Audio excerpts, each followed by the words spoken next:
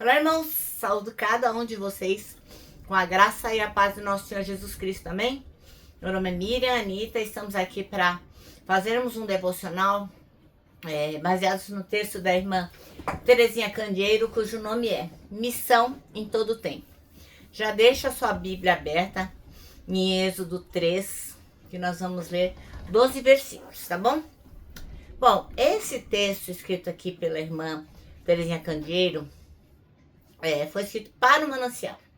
O Manancial é um livro publicado pela União Feminina Missionária Batista do Brasil, que oferece mensagens escritas através da Palavra de Deus, que é a Bíblia, com o objetivo de inspirar, confortar, fortalecer e edificar espiritualmente a minha vida e a sua vida. Bem, vocês sabem que não fui eu quem escreveu o texto, foi a irmã Terezinha, eu não ajudei, não dei nenhuma colaboração. O que eu faço? Eu leio com vocês e conto aquilo que eu entendi, tá bom? Isso esclarecido, quero esclarecer também que é importante que essa mensagem seja compartilhada para que outras pessoas também venham a ouvir a palavra de Deus conosco e também possam compartilhar com outras pessoas, que nós possamos também se inscrever no canal, falar para as outras pessoas se inscrever, aciona o sininho, faz comentário, enfim. Aí o YouTube vai falar, olha, essa mensagem tá realmente sendo compartilhada. Vamos mostrar para outras pessoas, tá bom? Então, agora que isso já foi dito, o recado já foi dado, vamos orar? Senhor Jesus, nós pedimos a tua bênção para que possamos compreender a tua palavra, possamos compreender o que tem de mais importante nela e que a tua palavra realmente modifique as nossas vidas. É em teu nome que oramos. Amém. Bom, irmãos, então nós vamos ler Êxodo 3, de 1 a 12. É quando Deus fala com Moisés, o irmão Moisés, lá no meio da sarça. E diz assim, ó. E apacentava Moisés o rebanho de Jetro, seu sogro, sacerdote em Midian, e levou o rebanho atrás do deserto. E chegou ao monte de Deus, a Horebe. E aparece-lhe o anjo em uma chama de fogo do meio de uma sarça. E olhou, e eis que a sarça ardia no fogo, e a sarça não se consumia. E Moisés disse, agora me virarei para lá, e verei essa grande visão, porque a sarça não se queima. E vendo o Senhor que se virava para ver, bradou Deus a ele do meio da sarça e disse, Moisés, Moisés. Respondeu ele, eis-me aqui. E disse, não te chegues para cá, tira os sapatos dos teus pés, porque o lugar em que tu estás é terra santa. Disse mais, eu sou o Deus de teu pai, o Deus de Abraão, o Deus de Isaque e o Deus de Jacó. E Moisés encobriu seu rosto, porque temeu olhar para Deus. E disse o Senhor, tenho visto atentamente a aflição do meu povo que está no Egito, e tenho ouvido o seu clamor por causa dos seus exatores, porque conhecia as suas dores.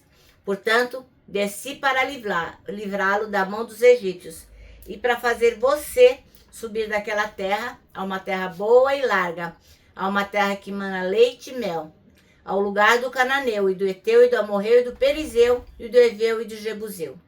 E agora, eis que o clamor dos filhos de Israel é vindo a mim, e também tenho visto a opressão com que os egípcios os oprimem. Vem agora, pois, e eu te enviarei a Faraó para que tires o meu povo, os filhos de Israel, do Egito. Então Moisés disse a Deus, quem sou eu que vá a Faraó e tire do Egito os filhos de Israel? E disse, certamente eu serei contigo, e isto te será por sinal de que te enviei. Quando houveres tirado este povo do Egito, servireis a Deus neste monte. Amém? Bom, irmãos, então nós acabamos de ler Êxodo 3, de 1 a 12, que é um trecho bíblico, né, que narra o momento em que o irmão Moisés, ele tem um encontro transformador com Deus na sarça ardente. E existem alguns pontos principais, e antes de eu entrar no que a irmã Terezinha Candeeiro está falando, eu quero falar sobre esses chamados aqui principais, que é a chamada do divino, a santidade e a reverência, a missão de libertação e insegurança humana versus a presença divina.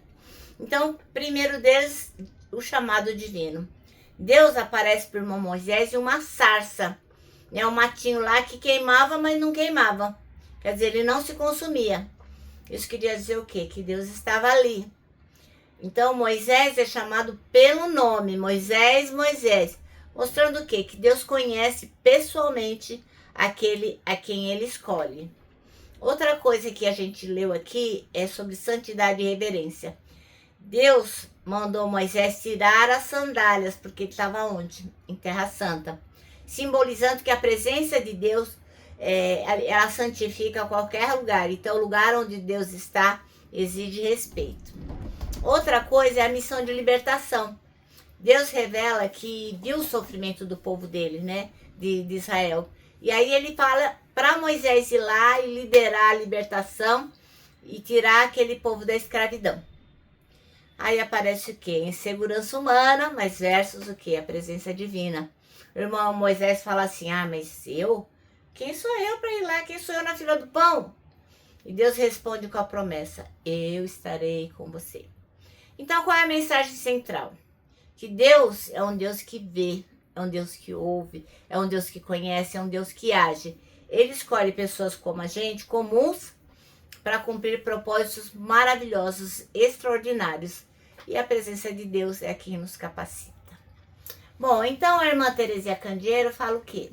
Que o versículo principal, o versículo de hoje que ela escolheu é o 7, que diz: certamente vi a aflição do meu povo que está no Egito, e ouvi o seu clamor por causa dos seus feitores.